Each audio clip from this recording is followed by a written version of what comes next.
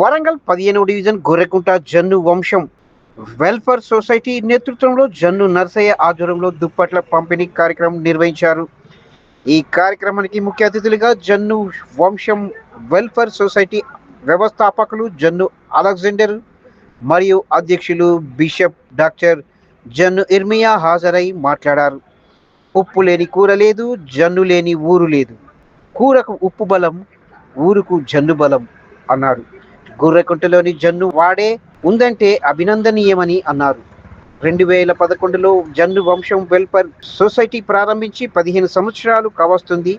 15 సంవత్సరాల వార్షికోత్సవం ఫిబ్రవరి 19వ తేదీన పైడిపల్లిలో 50 సంవత్సరాలు నిండిన వారికి సన్మానించడం కార్యక్రమం ఉంటుందని తెలియజేశారు. 3వ division corporator Jannu Vamsam welfare society మహిళా విభాగం అధ్యక్షురాలు జన్ను శిబరాణి అనిల్ కుమార్ మాట్లాడుతూ, జన్ను వంశంలోనే నేను పెళ్లి చేసుకొని రావడం అదృష్టంగా భావిస్తున్నానన్నాను. జన్ను వంశానికి ప్రేమాభిమానాలు ఎక్కువగానే ఉంటాయని తెలియజేశారు.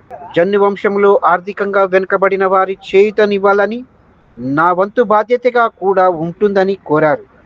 నిర్విరామ పోరాటముగా మరి ముందుకు వెళ్తూ దీని ద్వారా అనేకమైనటువంటి కార్యక్రమాలు, బట్టల పంపిణీ, ఫ్రూట్స్ పంపిణీ, అంతేకాదు మరి అనేక విధాలుగా ప్రజల సంక్షేమాన్ని దృష్టిలో పెట్టుకొని ఈ యొక్క జన్ను వంశ వెల్ఫేర్ సొసైటీ ద్వారా దీని యొక్క సేవలను ముందుకు తీసుకొని వెళుచున్నాం.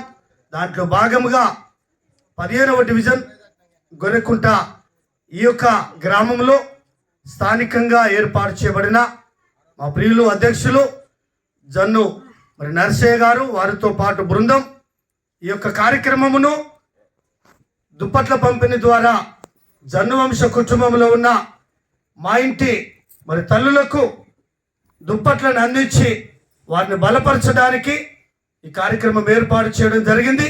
పిల్లలకైనా కూడా పేదవారికైనా ప్రతి విషయంలో మరి మీరు సహకారం అందిస్తున్నారు కాబట్టి ఏ విషయంలో మీరు బాధపడకండి.